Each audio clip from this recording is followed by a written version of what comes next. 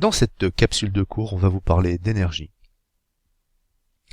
La notion d'énergie, c'est pas une des notions les plus simples qu'on puisse aborder en physique. Elle est assez difficile à définir. Alors, il y a plusieurs définitions possibles. Celle que je vous propose, c'est la suivante. C'est quelque chose qui appartient à un système, à un objet. Et de ce quelque chose va dépendre la capacité de cet objet, de ce système, à modifier son environnement, voire à modifier son propre comportement. Et plus cette énergie sera grande, plus cet objet, plus ce système aura un impact dans notre environnement. Alors cette énergie s'exprime en joules, et la plus évidente des énergies, c'est l'énergie cinétique. Alors imaginons qu'on vous jette un objet, un ballon par exemple. Évidemment, l'impact sera d'autant plus important que le ballon sera lourd, et l'impact sera d'autant plus important que la vitesse sera élevée. Eh bien, l'énergie cinétique traduit justement que l'énergie d'un objet, en l'occurrence ici du ballon, dépend de sa masse et de sa vitesse. Lorsque la masse est exprimée en kilogrammes, lorsque la vitesse est en mètres par seconde, on obtient l'énergie cinétique en joules, en appliquant la formule suivante, énergie cinétique est égale à 1/2 de m fois le carré de la vitesse. L'énergie cinétique peut varier, et une variation d'énergie cinétique, ça s'écrit toujours de la même façon, delta EC, variation d'énergie cinétique, c'est l'énergie cinétique finale moins l'énergie cinétique initiale. Donc l'énergie cinétique, c'est la forme la plus évidente d'énergie. Alors maintenant parlons d'énergie potentielle de pesanteur, c'est un petit peu plus subtil. Dans cette vignette de Gaston Lagaffe, la boule de bowling qui était posée sur l'armoire, au-dessus de l'armoire, tombe sur la tête de Gaston Lagaffe. Tant qu'elle était posée sur l'armoire, elle ne pouvait pas faire mal à Gaston. Mais éventuellement, potentiellement, elle pouvait tomber. Eh bien, lorsqu'elle tombe, effectivement, c'est à ce moment-là qu'elle fait mal à Gaston. Donc potentiellement, cette balle de baseball qui était posée en hauteur sur l'armoire pouvait être dangereuse. Eh bien, lorsque un objet est situé dans un champ de pesanteur, lorsqu'il est positionné dans un champ de pesanteur, lorsqu'il est positionné à une certaine altitude de ce champ de pesanteur, eh bien potentiellement il peut tomber. Et son énergie, à ce moment-là, va dépendre de sa masse et de l'altitude. Bien entendu, ça va dépendre aussi de l'intensité du champ de pesanteur si on ne travaille pas sur la Terre. Donc cette énergie potentielle de pesanteur qui se nomme EPP, elle dépend de la masse en kilogrammes, de G, l'intensité du champ de pesanteur, qui vaut sur la Terre à peu près 10 newtons par kilogramme, et de Z, l'altitude exprimée en mètres. Là encore, on peut avoir des variations d'énergie potentielle de pesanteur. La variation, c'est toujours delta, et c'est toujours l'état final moins l'état initial. L'énergie mécanique d'un système est définie comme étant la somme des deux énergies cinétiques et potentielles de pesanteur.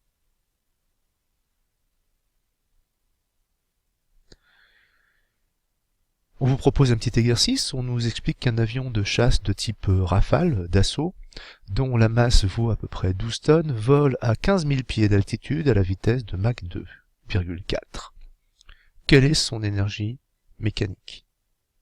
Alors je donne quelques informations. Donc un avion supersonique qui vole à une vitesse de Mach n vole n fois plus vite que le son. C'est-à-dire que si l'avion vole à Mach 1, il vole aussi vite que le son. On dit qu'un avion est supersonique à partir du moment où il dépasse la vitesse du son. La vitesse du son, on pourra considérer que ça vaut à peu près 340 mètres par seconde. Quant au pied, c'est une unité anglo-saxonne qui est très utilisée dans la marine et en aéronautique, et le pied vaut 30,48 cm. Alors je vous laisse réfléchir, vous pouvez arrêter la vidéo pour répondre à la question qui est posée.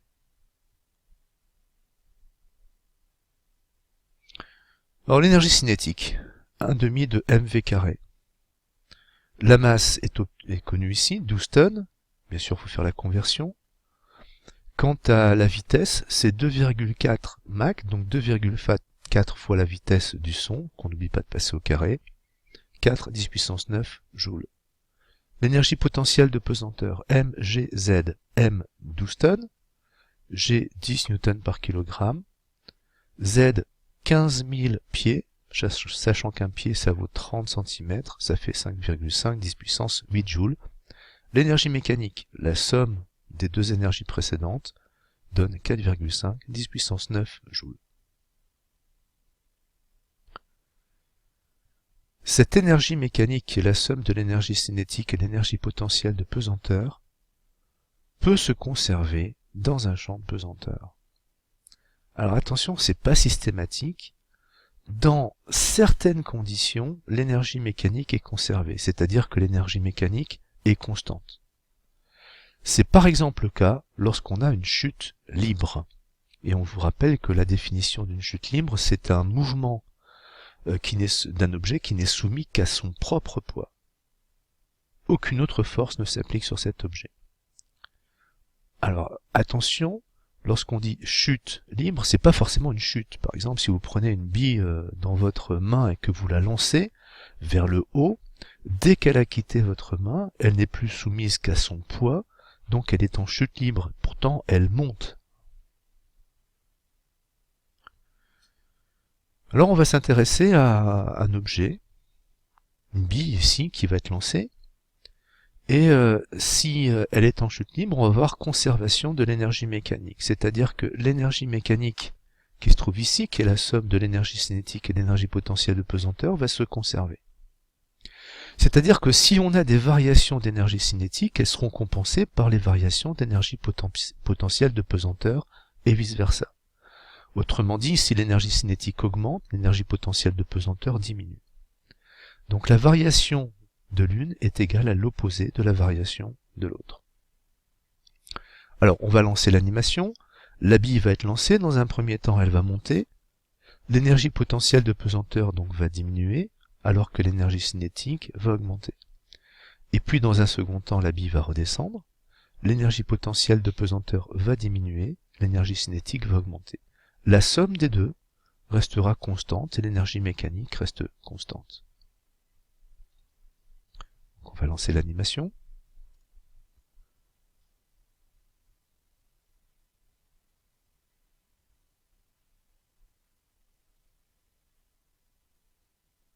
Donc les variations d'énergie se compensent, l'énergie mécanique reste constante. Ça peut se traduire sous forme de l'évolution de courbes de ce type-là. Par exemple ici on a l'énergie potentielle de pesanteur qui augmente dans un premier temps, l'énergie cinétique qui diminue puis qui remonte, et l'énergie mécanique qui reste constante. Voilà ce qui se passe lorsque notre balle augmente, l'énergie potentielle de pesanteur augmente, puis elle diminue, et l'énergie cinétique augmente. Alors, petit exercice. La boule de bowling de Gaston Lagaffe qui était posée sur l'armoire, elle a une masse de 3 kg. À partir du moment où elle tombe de l'armoire, elle tombe sans vitesse initiale, elle n'est pas lancée. À quelle vitesse arrive-t-elle sur le crâne de Gaston? Quelques données, l'armoire mesure 2,50 m de haut, le crâne de Gaston au moment de l'impact se trouve à 2,10 m du sol. Alors comment traiter cet exercice? La méthode est la suivante. Il faut absolument définir deux états qu'on va repérer sur un petit croquis sur lequel on aura indiqué l'échelle des altitudes avec l'origine de cette échelle, la valeur d'altitude 0, et définir les deux états. L'état A par exemple, eh bien c'est la boule sur l'armoire. À ce moment-là, eh bien son altitude elle vaut 2,50 m et sa vitesse vaut 0. L'état B, c'est la boule qui est tombée sur la tête de Gaston à l'altitude de 2,1 m à une certaine vitesse qu'on cherche à déterminer. Alors on peut dire que on est en chute libre, il n'y a pas de force de frottement, l'énergie mécanique est conservée. Si l'énergie mécanique est conservée, c'est que l'énergie mécanique pour l'état A et pour l'état B sont les mêmes. Si on développe, ça signifie que la somme de l'énergie cinétique en A et de l'énergie potentielle de pesanteur en A est égale à l'énergie cinétique en B plus l'énergie potentielle de pesanteur en B. Avant de développer et d'aller plus loin, on peut remarquer que l'énergie cinétique en A, elle est nulle, puisqu'on nous dit que la balle en A a une vitesse qui est nulle. Donc on peut supprimer ça, on peut ensuite développer. L'énergie potentielle de pesanteur en A, mgza, énergie cinétique en B, 1 demi de mvb carré, énergie potentielle de pesanteur en B, mgzb. On peut remarquer du côté droit que je peux mettre m en facteur commun, facteur que je retrouve à gauche, donc je peux simplifier et faire disparaître les m dans mon expression. Et donc je vais pouvoir déterminer l'expression de VB au carré, qui est égale à 2G facteur de ZA moins ZB, ne pas oublier le coefficient à demi ici, qui devient 2 ici. VB est égal donc à la racine carrée de 2G ZA moins ZB, application numérique 2 fois 10 fois 2,5 moins 2,1. Ça fait donc quelque chose comme 2,8 mètres par seconde, et 2,8 mètres par seconde, ça représente quand même, quand on multiplie par 3,6, à peu près 10 km/h. Il existe bien sûr d'autres formes d'énergie que l'énergie cinétique et l'énergie potentielle de pesanteur. Vous connaissez l'énergie thermique, qui est liée à l'agitation des particules, qu'on appelle aussi chaleur. Vous connaissez l'énergie électrique. Vous connaissez l'énergie chimique libérée par exemple par une combustion. Il existe aussi des énergies potentielles élastiques, celle par exemple d'un ressort qu'on a étiré, et l'énergie potentielle électrique d'une particule qui serait placée dans un champ électrique. L'énergie thermique, elle est liée aux forces de frottement. Il y a de l'énergie thermique quand il y a des forces de frottement. Et lorsqu'il y a des forces de frottement et de l'énergie thermique, il n'y a plus de conservation de l'énergie mécanique. Alors voilà notre situation de tout à l'heure où on avait lancé une bille. Là c'est une boule de papier qu'on va lancer. Et donc il y a des frottements qui vont apparaître. Ce qui fait que l'énergie mécanique va progressivement diminuer. Et l'énergie mécanique qu'on a perdue, on va la retrouver sous forme d'énergie thermique. Lançons l'animation.